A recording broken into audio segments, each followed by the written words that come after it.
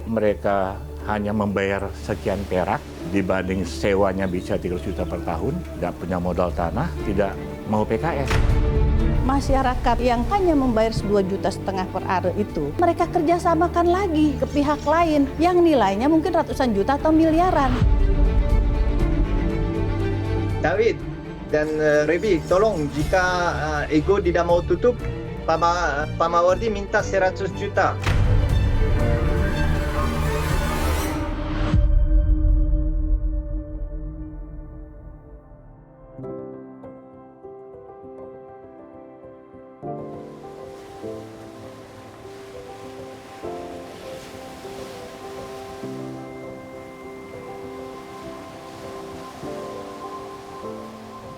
Siapa yang tak kenal dengan Gili Trawangan?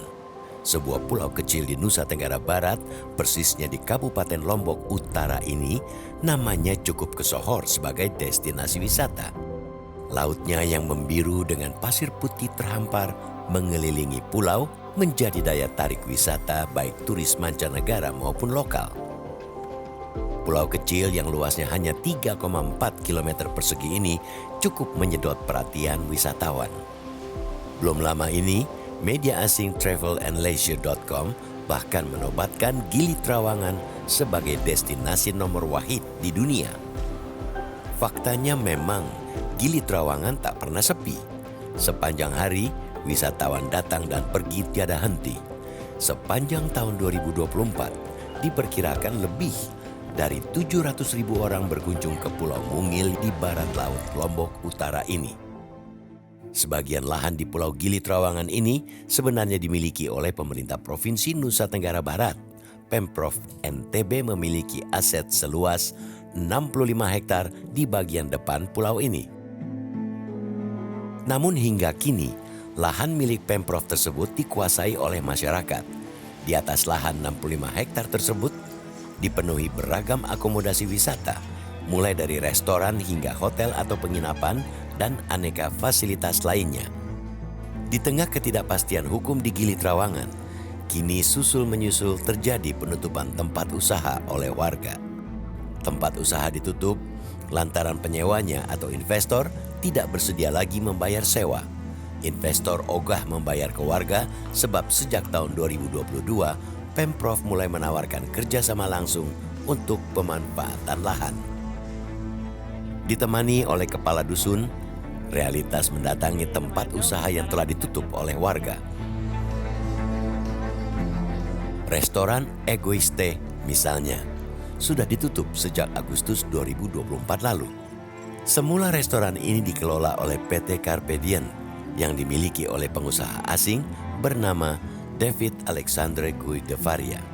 Sejak tahun 2009, lahan berukuran 561 meter persegi ini disewakan oleh Ida Adnawati kepada PT Carpe Diem selama 15 tahun hingga tahun 2024. Namun di tengah perjalanan, pada medio tahun 2024, Ida dan David bersengketa soal sewa lahan hotel yang berlokasi di belakang resto yang juga sama-sama dikelola oleh PT Carpe Diem. Buntut dari sengketa tersebut, hotel maupun restonya akhirnya sama-sama ditutup. Ya, ini adalah salah satu tempat yang sudah ditutup oleh pihak pemerintah provinsi ya. Karena memang awalnya tempat ini ditutup oleh masyarakat karena memang lokasi ini dianggap memiliki prestasi. Ya. Berarti ini yang untuk provinsi bukan warga? Ya, kalau yang ini provinsi Kemarin Pasang yang apa ini. tulisannya ini Pak sebenarnya? Ini sebatas pemberitahuan ini ditutup ini apa ini. Alasannya ditutup? Ya, apa ya? Karena supaya tidak menimbulkan gejolak lagi antara kedua belah pihak, makanya langsung Pemprov memasang ini, banner ini. Oh, ini awalnya punya siapa ini?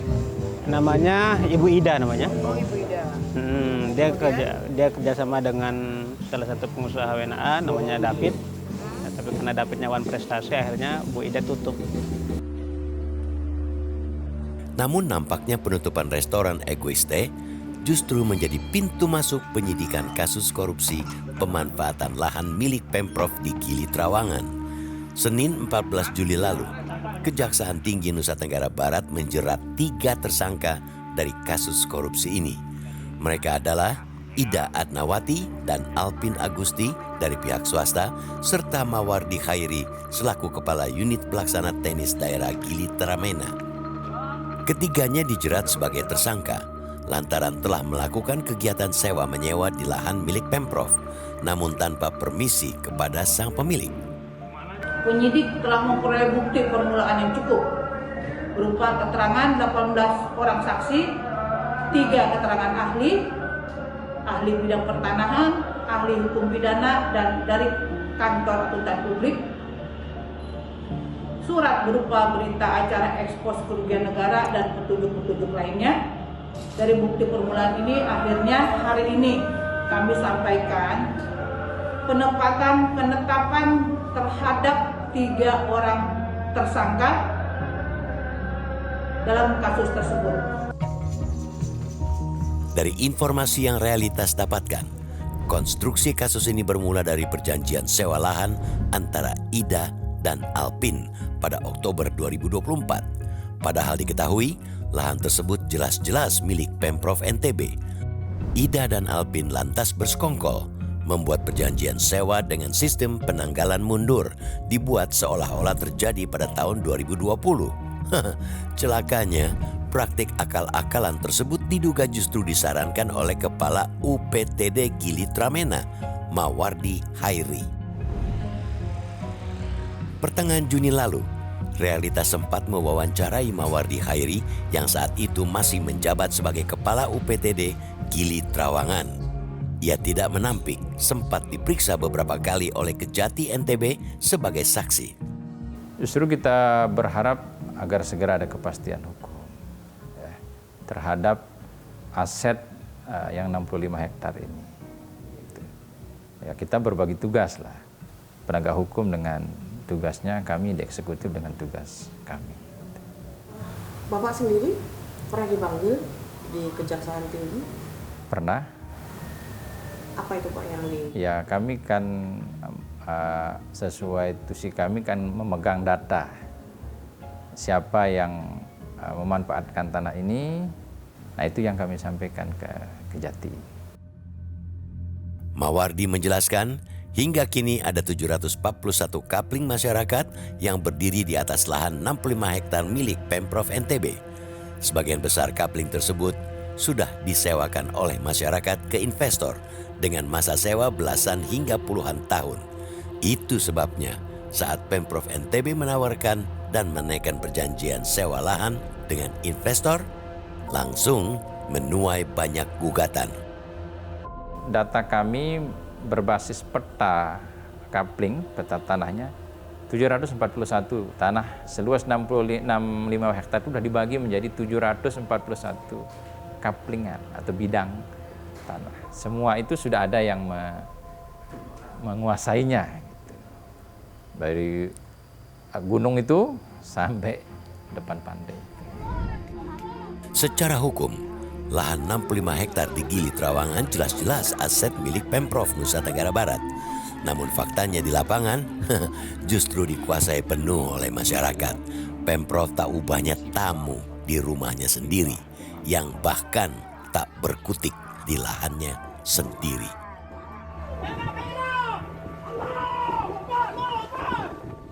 David dan Rebi, tolong jika Ego tidak mau tutup, Pak Mawardi minta 100 juta.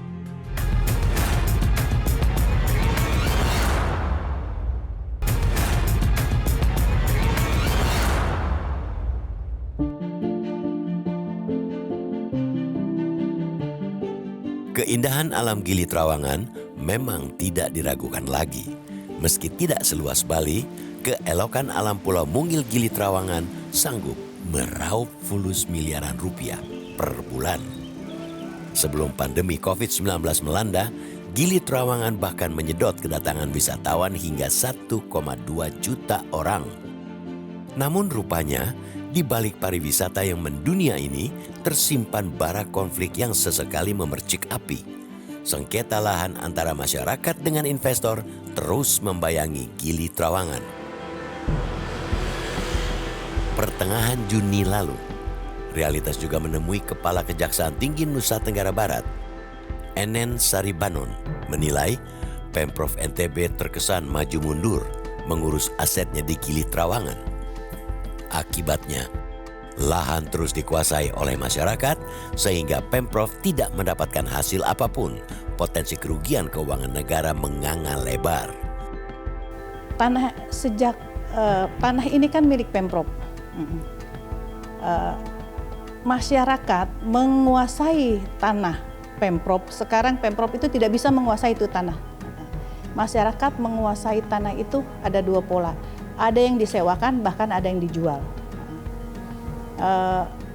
Kemudian dan kami lihat bahwa dalam proses penyewaan ataupun penjualan itu ada transaksional yang kami lihat dari yang diterima oleh masyarakat perorangan, dari pengusaha maupun ada indikasi keterlibatan dari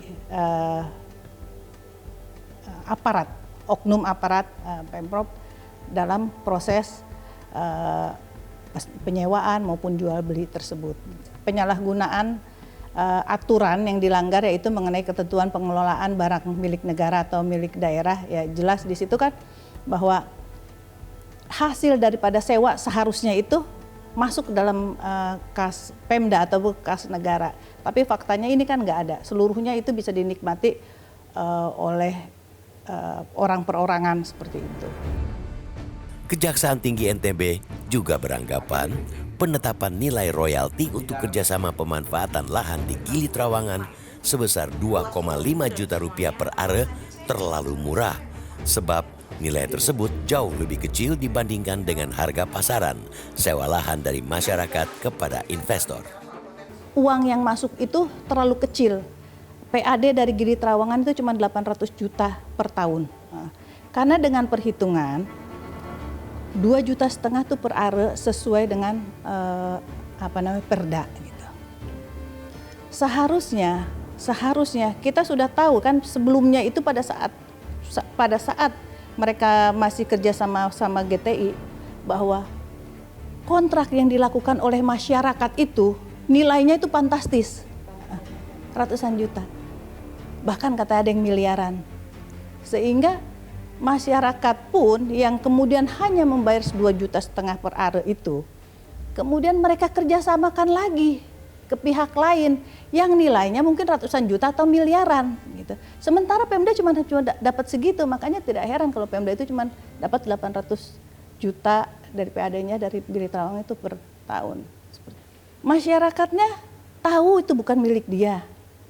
Kemudian dia ambil uang itu untuk kepentingan dirinya sendiri. Pengusahanya juga sama, tahu dia masyarakat tidak punya hak, tapi dia berani untuk membayar itu, memperkaya masyarakat itu seperti itu. Pertengahan Juni lalu, sebenarnya realitas sudah bertemu dengan David De Varia, pemilik PT Carpedian yang menjadi lokus perkara korupsi ini. Namun tiba-tiba David mengurungkan janji wawancara dengan realitas. Hingga akhirnya Kamis 17 Juli lalu, realitas kembali menemui David.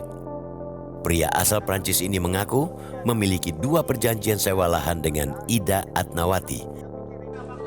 Ia menjelaskan penutupan Resto Ego sebenarnya adalah buntut dari sengketa sewa lahan untuk Gili Splendia Bungalau. Kita bayar yang pertama tahun, yang 3 pertama tahun 900 plus investasi 1,5 sudah 2,4. Kemudian kalau untuk resto, berapa yang sudah Anda bayarkan ke Bu Ida? Untuk resto jika saya tidak salah 5,4. Kita sudah bayar benaran sampai 2027. Dia keluar kita Mac 2023 dan nanti dia tanya satu investor baru. Karena kita sudah preparasi semua, ini bagusan. Dan dia ambil, dia sewa lagi. Ini yang kenapa saya bilang Pak Mawardi tentu ada korupsi dengan Ibu Ida. Karena kenapa dia tahu ada investor baru di sana, dan biasanya tidak boleh sewa tanah karena ini tanah dari pemerintah. Kenapa dia kasih izin untuk sewa ini tanah lah? Sesuai surat perjanjian untuk sewa lahan Bungalau sejak 1 September 2019 hingga 1 September 2040, totalnya dibanderol seharga 8,4 miliar rupiah ditambah deposit sebesar 200 juta rupiah.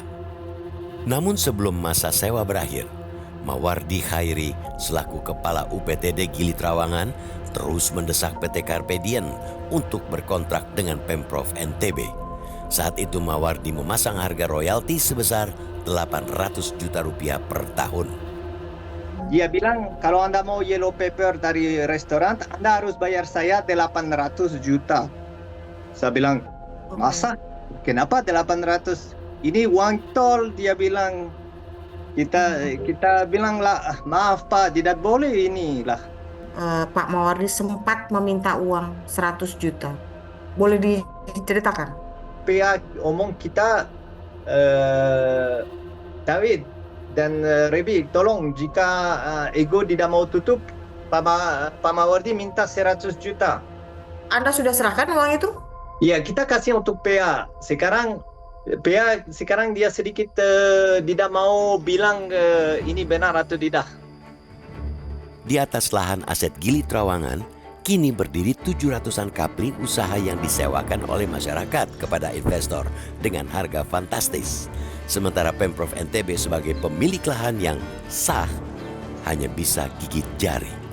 Ibarat ayam mati kelaparan di lumbung padi, Pemprov NTB justru mengalami defisit anggaran hingga ratusan miliar rupiah dalam beberapa tahun terakhir.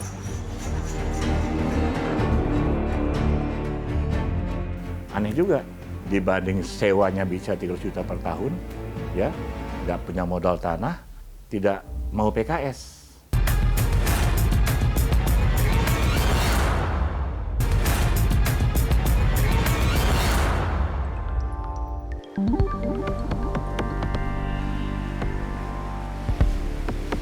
Suka tidak suka, mau tidak mau, harus diakui, Gili Trawangan ibarat api dalam sekam. Konflik dan penguasaan lahan sudah berlangsung menahun, namun penanganannya seolah jalan di tempat. Pemprov NTB terkesan tak berdaya di mata hukum. Status hak pengelolaan lahan atau HPL di Gili Trawangan memang memiliki sejarah panjang. Sejak tahun 1993, Pemprov NTB memiliki aset seluas 75 hektar di pulau ini. Jauh sebelumnya, di tahun 1970-an, sebagian besar lahan di pulau ini dikapling-kapling dengan status hak guna usaha atau HGU perkebunan kelapa yang diterbitkan oleh pemerintah pusat. Namun seiring dengan berjalannya waktu, di tahun 1990-an, status HGU dihapuskan dan sebagian lahannya diserahkan ke Pemprov NTB. Lahan 10 hektar yang dibagikan oleh pemerintah Kabupaten Lombok Barat saat itu sebenarnya berada di sisi barat pelabuhan. Namun di lokasi lahan penggarap yang membentang sepanjang 350 meter tersebut, kini sudah berubah wujud menjadi perhotelan, resto, dan tempat usaha. Dari sisi paling timur terdapat Hotel Abdi, hingga paling barat berdiri Resort Beach House. 10 hektar kan sebelah sini. Ini dari pasar seni ke arah kiri. Ya. Nah, ini yang diberikan ke masyarakat. Sebenarnya di kiri pasar seni justru. Yes, ke sini. Inilah yang sudah dibagikan masyarakat. Di tahun 95 itu. Sebelum PT GTI berkontrak, masyarakat dipindah dulu ke sini. Ke lahan 10 hektar. Maka tidak ada konflik di lahan 10 hektar. Karena mereka sudah diberikan HGB kan? HGB. Terus, nah, kemudian tanah ini karena tidak diolah oleh PT GTI, dibagi-bagi sendirilah sama masyarakat. Siapa yang bagi-bagi sendiri? Menganggap kalau penggarap dapatnya di depan, kalau tidak penggarap ya dapatnya di. Berarti sekarang ini eksisnya 10 itu X punya ini siapa? sebagian sudah dialihkan ke orang HGB. Nah, Kita kan tidak ingin terjadi praktik yang di sini ini berulang kembali di sini. Komisi Pemberantasan Korupsi sudah lama mengintai permasalahan aset negara di Gili Trawangan. KPK menaksir potensi kerugian negara akibat praktik ilegal pemanfaatan lahan negara di Gili Trawangan mencapai 3,1 triliun rupiah. Kepala Koordinasi dan Supervisi Wilayah 5 KPK mendesak Pemprov NTB dan aparat penegak hukum setempat menggesa kejelasan hukum di Gili Trawangan. Dan memang kalau bicara berapa 700 wajib pajak di sana, ya di lapangan mengatakan menyewakan sampai 3 juta, silahkan dikali berapa triliun potensi yang masuk ke negara. Iya, ya 700, dia nggak tahu dia kontrak berapa lama ya. Ya, tapi nilai asetnya sendiri ada yang hitung ya bisa 2,5 triliun, 3 triliun kali aset 65. Menurut saya kok setengah hati kah atau apa ya, kok lambat begitu ya. Kalau memang Pemda ingin dapat pemasukan, menghilangkan defisit. 4 miliar, 8 miliar kan ya dibanding potensi pendapatannya jauh lebih besar, mestinya menjadi atensi menurut saya.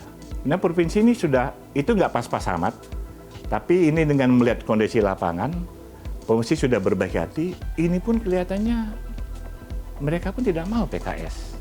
Jadi bagi saya pertanyaan juga ini. Ini sudah mau berbaik-baik, oke jalan tengah sementara, ya. Anda PKS dulu dong. Mungkin baru nggak sampai 200, 16 berapa yang data terakhir saya dapat ya.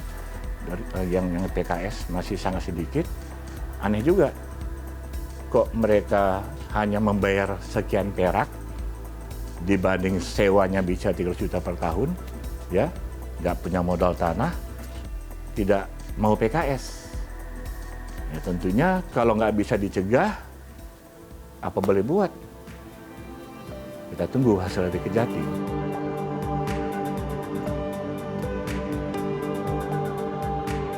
Potensi wisata Gili Trawangan yang begitu besar semestinya bisa menjadi sumber pendapatan andalan Provinsi Nusa Tenggara Barat. Jangan sampai potensi besar itu menguap sia-sia hanya gara-gara praktik hukum rimba. Jangan biarkan aset Gili Trawangan terus dijarah dan dijadikan bancakan oleh segelintir kelompok kepentingan.